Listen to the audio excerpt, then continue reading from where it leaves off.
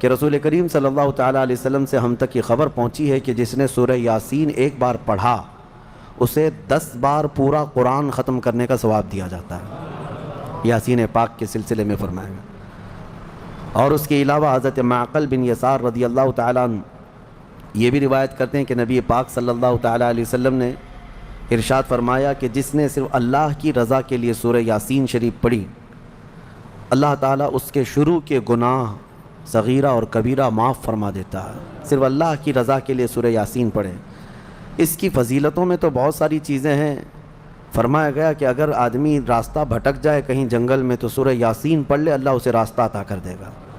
اور اگر بہت شدت کی بھوک ہے اور کھانے کو کچھ نہیں ملتا، اس کو ایسی جگہ پر ہے اور سورہ یاسین پڑھے، اس کے لیے دوا بھی ہے، غذا بھی ہے اور شفا بھی ہے۔ سورہ یاسین پیٹ بھر دیا کرتی ہیں، اس کے اندر اللہ تعالیٰ نے یہ اثر رکھا ہے۔ السلام علیکم دوستو، تو کیسے ہیں آپ سبھی لوگ؟ تو امید ہے آپ لوگ ضرور اچھے سے ہوں گے اور خیریت سے ہوں گے۔ آپ لوگ اس ویڈیو کو دیکھیے اور سنیے اور اس سے سمجھیے، کیونکہ آپ لوگوں کو میں سر میں تھوڑا سا دکھا دیا ہوں، اس سے آپ سبھی کو پتہ چل گیا ہوگا کہ اس ویڈیو کا ٹاپک کیا ہے۔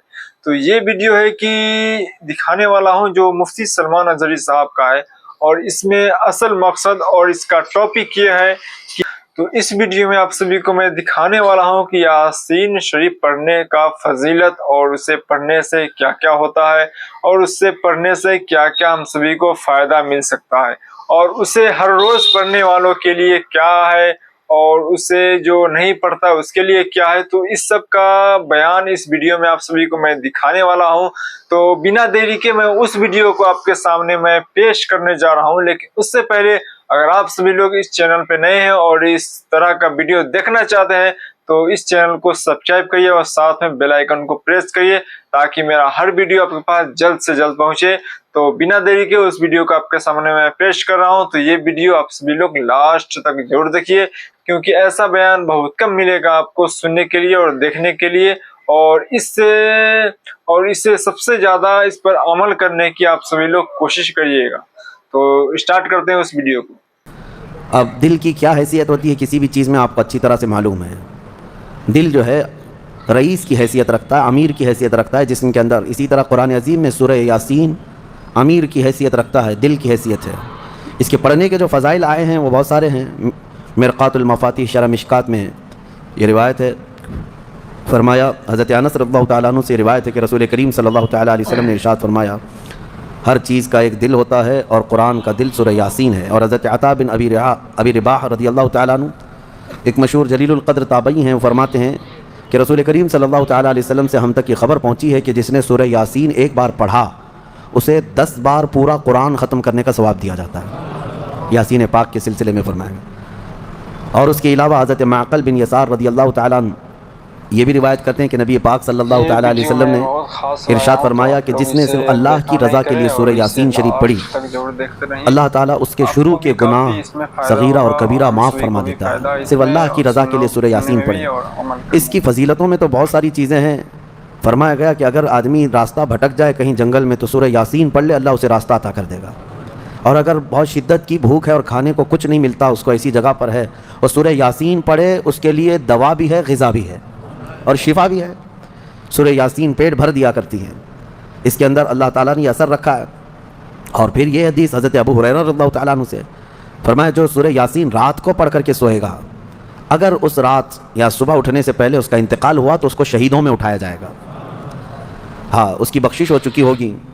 اور پھر یہ نبی پاک صلی اللہ تعالیٰ علیہ وسلم نے بھی ارشاد فرمایا، حضرت معقل بن یسار سے یہ بھی روایت ہے کہ حضور نے فرمایا اس کو اپنے مردوں کے قریب پڑھا کرو، یعنی جو شخص انتقال کے قریب آ چکا، نزع کا وقت ہے، سکرات کا وقت جس کو کہتے ہیں، ایسے وقت میں اس کے سرہانے کے پاس بیٹھ کر سورہ یاسین کی تلاوت کریں۔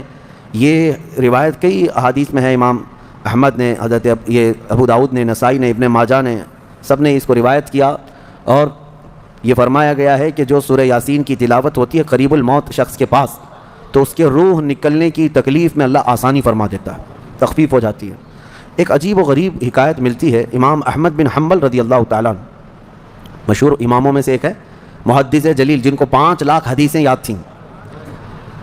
آپ کی طرف سے یہ بات منسوب ہے اور فرمایا آپ نے کہ آپ کا آخری وقت تھا، لوگ عیادت کے لیے آ گئے، تیمارداری بھی ہوتی رہی، آخری وقت تھا، نزا کا وقت تھا۔ اور ایک بات میں آپ کو بتا دوں، جو نزا میں جاتا ہے پھر وہ واپس نہیں پلٹتا، لیکن اللہ تعالیٰ جسے چاہے موت کے منہ سے بھی نکالے اور قبر سے بھی زندہ کرے۔ امام احمد بن حنبل کے متعلق ہے کہ وہ نزا کے حالت میں جا کر قریب الموت تھے، اس کے بعد پھر وہ صحیح بھی ہو گئے، پھر آ گئے، کیونکہ انہیں کچھ بتانا تھا۔ کہا کہ میری روح نکلنے کے قریب تھی، نزا کا وقت تھا، شدت کا درد تھا، ایسا درد کہ مکھی بیٹھے تو لگتا پہاڑ بیٹھا ہوا ہے، ایسی تکلیف۔ فرماتے ہیں اسی اثنا میرے پاس ابلیس آیا اور پانی لے کر کے آیا، مجھے ایک بوند پانی بھی ایک ندی کے برابر لگتا، اور وہ کہتا احمد بن حنبل میری طرف دیکھو، میں میٹھا پانی لایا ہوں، زندگی بھر تم جس کی عبادت کرتے تھے اس نے تو تم کو تکلیف میں چھوڑ دیا، لیکن میں تمہیں تکلیف میں نہیں چھوڑوں گا، تم نے مجھے پہچانا ہی نہیں، میں اصل بندوں کی دیکھ بھال کرتا ہوں۔ عزیزان اکرامی، یہاں پر میں رک کر کے ایک بات کہوں گا، ابھی ایک دنیا میں فرقہ جنم لیا ہے، بلکہ یہ کافی سالوں سے ہے، عباد الشیطان ان کو کہا جاتا ہے، یہ ڈیول ورشپرز، شیطان کے بندے، شیطان کی پوجا کرنے والے، اور ابلیس کو وہ رب العالمین کہتے ہیں۔ وہ کہتے ہیں اصل جو چیز ہے وہ ابلیس ہی ہے، تم لوگ سب جو ہے جس کو خدا کہہ رہے وہ خدا ہے نہیں، شیطان جو ہے وہ اصل خدا ہے۔ الومناتی کا پورا نظام اسی پر جمع ہوا ہے، اگرچہ اس کو سیکریٹ اور خفیہ کہتے ہیں، کوئی چیز سیکریٹ اور خفیہ نہیں، اوپنلی بہت ساری چیزیں ان کی ہوتی ہیں، لیکن وہ ہر ایک کے دماغ میں یہ ڈالنا چاہتے ہیں کہ اصل خدا یہ ابلیس ہے، شیطان ہے، تم نے نام اس کا شیطان رکھا ہے، اصل میں وہ رب العالمین ہے، نعوذ باللہ۔ اگر ان لوگوں سے پوچھیں جو الومناتی کا عقیدہ رکھتے ہیں یا ان کی ہاں میں ہاں بھرتے ہیں، یا پھر ان کے آگے پیچھے بھاگتے ہیں دولت کو دیکھ کر کے، وہ کہتے ہیں ہم کو دنیا میں جو چاہیے وہ سب ہمیں ابلیس دے دیتا ہے، تو خدا تو یہی ہے، وہ ہمارے ساتھ ساتھ ہے، ہر گھڑی ہے، دیکھو تمہاری حدیثوں میں لکھا ہوا ہے کہ تمہارے خون کے ساتھ دوڑتا ہے شیطان، تو خدا تو وہی ہے جو اپنے ہر بندے کے ساتھ ہوتا ہے۔ بڑے عجیب و غریب دلائل ان کے پاس ہے شیطان کے متعلق۔ اللہ تبارک و تعالیٰ حفاظت فرمائے۔ میں آتا ہوں، ہم نے سورہ یاسین میں بھی آج تلاوت کیا ہے کہ اللہ تعالیٰ نے قیامت کے دن یوں فرمائے گا اللہ وامتاز الیوم ایھا المجرمون، اے فرشتوں آج مجرموں کو الگ کر دو، ان کی پہچان الگ بنا دو۔ الم اعہد الیکم یا بنی آدم اللہ تعبدوا الشیطان، اے آدم کی اولاد کیا میں نے تم سے عہد نہیں لیا تھا کہ تم شیطان کی عبادت نہیں کرو گے، وان اعبدونی، اور میری عبادت کرو گے، ھذا صراط مستقیم، یہ سیدھا راستہ ہے۔ وَلَقَدْ أَضَلَّ مِنْكُمْ جِبِلًّا كَثِيرًا، اس نے تم کو گمراہ کر دیا غلط عادتیں ڈال کر کے۔ أَفَلَمْ تَكُونُوا تَعْقِلُونَ، کیا تمہیں عقل نہیں ہے؟ یہ قیامت کے دن شیطان کے پجاریوں سے کہا جائے گا۔ اب پھر رب تعالیٰ فرماتا ہے هَذِهِ جَهَنَّمُ الَّتِي كُنْتُمْ تُوعَدُونَ اصْلَوْهَا، یہ وہی دوزخ ہے جس کا تم سے وعدہ کیا گیا تھا، ڈالو ان کو اس میں۔ پھر اللہ تعالیٰ فرماتا ہے الْيَوْمَ نَخْتِمُ عَلَىٰ أَفْوَاهِهِمْ، آج ہم تمہارے منہ پر مہر لگا دیں گے، مہر لگا دی جائے گی۔ تُكَلِّمُنَا أَيْدِيهِمْ وَتَشْهَدُ أَرْجُلُهُمْ بِمَا كَانُوا يَكْسِبُونَ، تمہارے ہاتھ ہم سے بات کریں گے، تمہارے پیر گواہی دیں گے تم کیا کیا کرتے تھے۔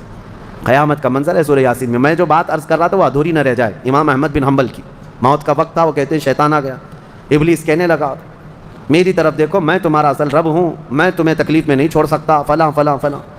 کہتے ہیں میں عجیب کشمکش میں تھا کہ اس کے ہاتھ سے پانی لے لوں، مجھے مصیبت میں اس حالت میں یہ مدد کے لیے آئے، کیا کروں کیا کروں۔ گمراہی، نزا کے وقت بڑے بڑے لوگوں کا ایمان چلا جاتا ہے، نزا کے وقت بڑے بڑے لوگوں کا ایمان چلا جاتا ہے۔ امام احمد بن حنبل کہتے ہیں بچنا تو چاہ رہا تھا لیکن میری طاقت نہیں تھی کہ اس کو بھگاؤں کسی طرح۔ اچانک ایک خوبصورت نوجوان آیا سفید لباس میں، آتے ہی اس نے گھونسے مارنا شروع کیا ابلیس کو، اور ابلیس اتنی تیز بھاگا کہ پیٹ پھیر کر بھاگتا چلا گیا۔ امام احمد بن حنبل کہتے ہیں میں اس نوجوان سے پوچھا کہ تو مجھے ابلیس سے بچا دیا اس وقت نزا کے وقت میں، تو کون ہے؟ اس نوجوان نے کہا میں سورہ یاسین ہوں جس کی تم روزانہ تلاوت کرتے ہو، تم روزانہ جو مجھ کو تلاوت کرتے ہو میں وہ سورہ یاسین ہوں۔ نزا کے وقت سورہ یاسین ایمان کی حفاظت کرے گا، یہاں تک کہ قیامت کے دن اپنے پڑھنے والے کی یہ سفارش کرے گا اللہ کی بارگاہ میں کہ اللہ یہ مجھے تلاوت کرتا تھا، اس کی بخشش فرما دے۔ اور ایک حدیث یہ بھی ہے جس نے صبح کے وقت دن کے شروع کے وقت میں سورہ یاسین پڑھ لیا، حضور صلی اللہ علیہ وسلم فرماتے ہیں اللہ تعالیٰ اس کو دنیاوی بلاؤں سے آفتوں سے محفوظ فرما دے، وہ دن اس کا محفوظ ہو گیا۔ عادت یہ ڈالو فجر کے بعد سورہ یاسین شریف کی تلاوت ہو جائے۔ سورہ یاسین میں بہت اہم پیغامات ہیں، اللہ کریم نے نظام کائنات اس میں بیان کیا ہے، انبیاء کرام کے معاملات بیان کیے، اور اس کے بعد یہ قیامت کا منظر بھی اللہ نے فرمایا، جنتیوں کا بھی حال، دوزخیوں کا حال بھی بیان کیا۔ اولئک اصحاب الجنتی، یعنی جنت والے جو ہیں ان کانت الا صیحۃ واحدۃ فاذا هم خامدون. یہاں سے اللہ تبارک و تعالیٰ نے ان لوگوں کا بھی ذکر فرمایا جن کے پاس رسول آئے اور انہوں نے جھٹلا دیا. یا حسرۃ علی العباد ما یأتیہم من رسول الا کانوا بہ یستہزئون. یہ بندوں پر بڑا افسوس ہے کہ جب کبھی ان کے پاس کوئی رسول آتا تو مذاق اڑاتے تھے. اور اللہ تعالیٰ فرماتا ہے وَكَمْ أَهْلَكْنَا قَبْلَهُمْ مِنَ الْقُرُونِ. حضرت سارہ اور حضرت ہاجرہ میں دونوں تو حضرت ابراہیم علیہ السلام کی بیویاں تھیں، لیکن جب حضرت ہاجرہ کو بیٹا ہو گیا اور حضرت سارہ کو نہیں ہوا، انسانی فطرت کا تقاضا ہے کچھ نہ کچھ باتیں دل میں آ جاتی ہیں. تو اللہ کا حکم ہوا اے ابراہیم تم اپنی بیوی ہاجرہ اور اپنے بیٹے اسماعیل کو لے اور مکہ مکرمہ چلے جاؤ. مکہ میں کوئی آبادی نہیں تھی. یہ حضرت ابراہیم علیہ السلام فلسطین میں رہتے تھے، اس وقت مصر تھا. جب مکہ مکرمہ میں آئے خانہ کعبہ کے قریب حضرت ہاجرہ حضرت اسماعیل کو چھوڑ دیا. کچھ زیادہ راہ جو ساتھ میں تھا وہ کھانا توشہ دے دیا اور کہا مجھے اللہ کا حکم ہے میں جا رہا ہوں. واپس چلے گئے اپنی بیوی اور چھوٹے 6 مہینے کے بچے کو. یہی تو یادگاریں ہیں حضرت ہاجرہ کے پاس. جب کھانا پانی سب ختم ہوا تو وہ اپنے بیٹے کی پیاس کے لیے پانی ڈھونڈنے نکلیں. پھر صفا مروہ پہاڑیوں پر دوڑتی رہیں 7 چکر. پھر اسماعیل علیہ السلام کے قدموں کے نیچے سے زمزم پانی کا یہ چشمہ نکلا. اور یہ جو تاریخ ہے اس کے بعد پھر حضرت ابراہیم علیہ السلام لوٹ آئے جب اسماعیل علیہ السلام جوان ہو چکے تھے. اب اللہ تعالیٰ نے حکم فرمایا اے ابراہیم تم اپنے بیٹے کی قربانی دے دو. ایک تو 100 سال کے بعد بیٹا دیا گیا ہے، لیکن اللہ تعالیٰ فرماتا ہے کہ تم اس کو اللہ کی راہ میں قربان کر دو. نبی کا خواب سچا خواب ہوتا ہے، عام لوگوں کی طرح نہیں. اسماعیل علیہ السلام کو انہوں نے بلایا. وہ پورا واقعہ اللہ نے اس میں ذکر فرمایا.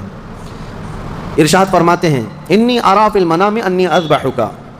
بیٹا میں نے خواب میں دیکھا ہے کہ میں تجھے ذبح کر رہا ہوں، اللہ کے نام پر قربان کرنا ہے. فانظر ماذا ترى، بتا کیا کرنا چاہیے.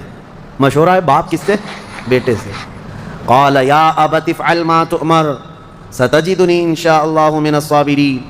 اسماعیل علیہ السلام چھوٹے ہیں اور عرض کرتے ہیں ابا جان آپ کو جس چیز کا حکم دیا گیا ہے وہ کر گزریے، انشاءاللہ آپ مجھے صبر کرنے والا پائیں گے. بیٹا یہ نہیں ہے کہ بھاگ جائے کہ باپ میرا چھری لے کے بیٹھا ہے. اللہ کے نبی. اور اس کے بعد لے کر کے چلے حضرت ابراہیم علیہ السلام. پہلے تو یہ روایت میں ہے کہ انہوں نے 100 اونٹ ذبح کیے اس خواب کے لیے. دوسرے دن بھی 100 اونٹ ذبح کیے. پھر یہی حکم آیا تو تیسرے دن اسماعیل علیہ السلام کو لے کر کے آئے مینا کی وادیوں کے پاس. اور وہاں جب پہنچنے لگے حضرت ہاجرہ بھی تھیں پیچھے پیچھے. ابلیس آیا، شیطان آیا، ابراہیم علیہ السلام سے کہنے لگا اتنے سالوں بعد تو بیٹا ہوا اور تم ذبح کرنے لے جا رہے ہو، تمہیں ہو سکتا ہے وہم ہو، چھوڑ دو اس کو، پھر تمہیں بچہ نہیں ہو سکتا. تب حضرت ابراہیم علیہ السلام نے زمین سے 7 کنکریاں اٹھائی اور اس کو دے مارا اور کہا یہ اللہ کا حکم ہے، اللہ کا حکم ہے اور میرے رب تبارک تعالیٰ کے حکم کے آگے میں کسی کے لیے کوئی رعایت نہیں رکھتا. وہ حضرت ہاجرہ کو بہکایا کہ تمہارے بیٹے کو تمہارے شوہر ذبح کرنے لے جا رہے ہیں. حضرت ہاجرہ نے کہا مجھے معلوم ہے وہ اللہ کے حکم سے کر رہے ہیں، اور اگر اللہ کا حکم ہے تو ایسے 100 بیٹے اسماعیل بھی ملے میں سب قربان کروں گی. ماں بھی تھی، انہوں نے بھی کنکریاں ماری ابلیس کو. آخری حضرت اسماعیل علیہ السلام کے پاس آیا، کہا تجھے پتہ ہے تیرے باپ کیسے تجھے کاٹیں گے، کیسے ذبح کریں گے. حضرت اسماعیل علیہ السلام نے کہا ابلیس کنکریاں ماری اور کہا میرے باپ عام آدمی نہیں اللہ کے نبی ہیں، وہ جو کرتے ہیں وہ اپنی مرضی سے نہیں اللہ کے حکم سے کرتے ہیں. سب جگہ سے مایوس گیا ابلیس لعین. آج بھی وہاں 3 پتھروں کو جو حاجی کنکریاں مارتے ہیں وہ انہی بزرگوں کی نشانی ہے، انہی 3 بزرگوں کی نشانی ہے. اب جب لٹایا حضرت ابراہیم علیہ السلام نے تو کس طریقے سے اسماعیل علیہ السلام خود عرض کرتے ہیں کہ ابا جان اپنی آنکھوں پر پٹی ڈال لیجیے آپ کہ مجھے کاٹتے ہوئے دیکھ کر، خون دیکھ کر باپ کی محبت غالب نہ آ جائے اور کہیں آپ اللہ کے حکم کے خلاف نہ ہو جائے. آپ چھری روک لیں، آپ آنکھوں پہ پٹی ڈالیں اور میرے ہاتھ پیر کو رسی سے باندھ دیں کہ میں تڑپتا نہ دیکھیں آپ. ایسے ہی ہوا، حضرت ابراہیم علیہ السلام نے پٹی ڈال لی آنکھ پر اور ان کے ہاتھ پیر باندھ دیے گئے. یہ ذبح کرنے کا وقت ہے.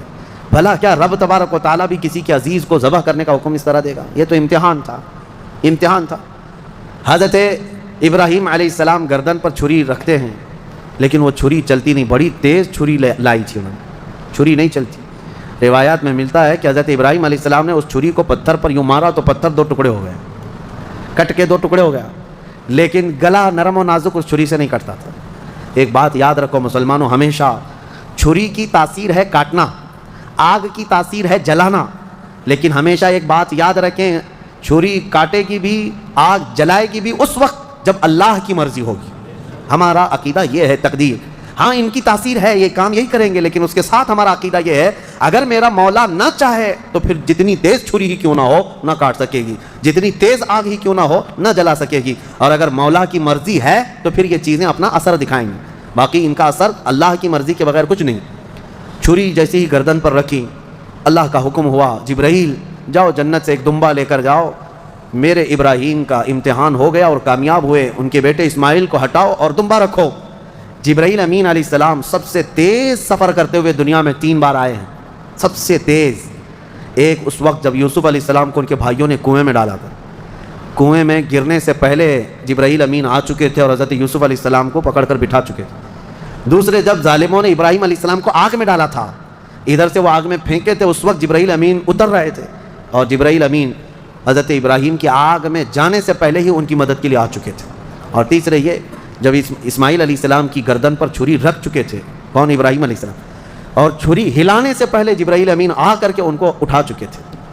وہ جبرائیل امین کی رفتار ہے جو میرے مصطفیٰ کے قدموں کا بوسہ دیا کرتے ہیں، یہ جبرائیل کی رفتار ہے جو رسول اللہ کے قدموں کا بوسہ دیتے ہیں۔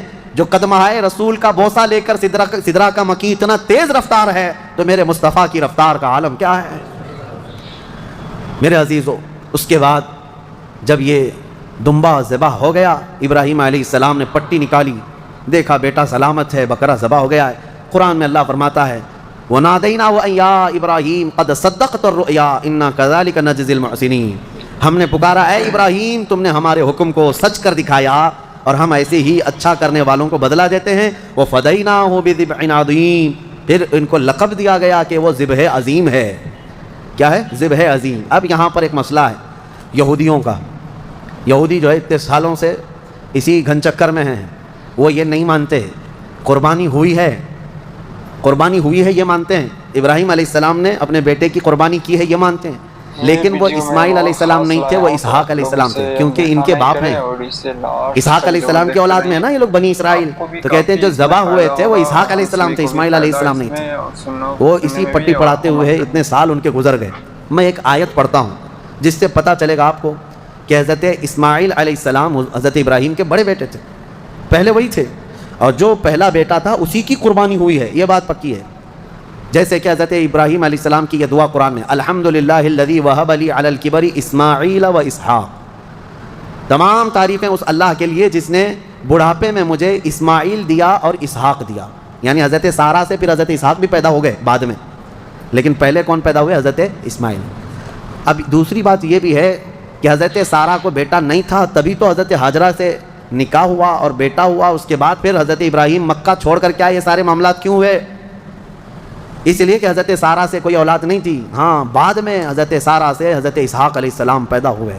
بہرحال یہ فیصلہ تو قیامت کے دن ہوگا، لیکن میرے آقا صلی اللہ تعالیٰ علیہ وسلم نے حدیث پاک میں ارشاد فرمایا انا ابن الذبیحین، میں 2 ذبیحوں کا بیٹا ہوں۔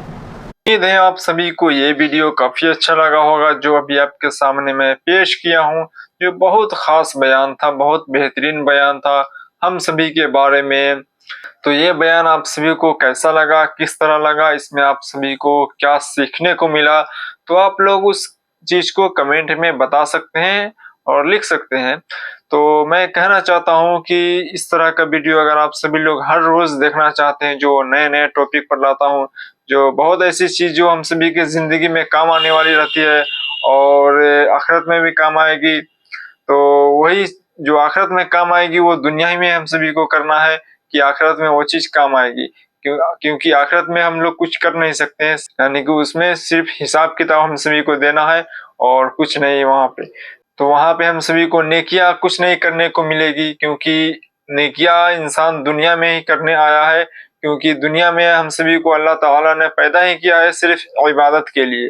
تو آپ سبھی کو میں یہی کہنا چاہتا ہوں کہ اس میں جو چیز آپ سب کو سیکھنے کو ملا ہے، جو چیز آپ لوگ پہلے سے نہیں جانتے تھے، وہ چیز اس ویڈیو میں آپ سبھی لوگ جان گئے ہیں، تو اس پر عمل کرنے کی زیادہ سے زیادہ کوشش کریے، اور اس میں جو چیز ہم سبھی لوگ اگر گناہ کیے ہوئے ہیں، اس چیز کو پہلے سے کرتے رہے ہیں جو غلط کام تھا، تو اس چیز کو ہم سبھی کو چھوڑنے کی کوشش کرنا چاہیے، تاکہ ہم سبھی کی باقی اور زندگی جو آنے والی ہے اس میں ہم سبھی کو کچھ الگ زندگی گزارنے کی کوشش کرنی چاہیے۔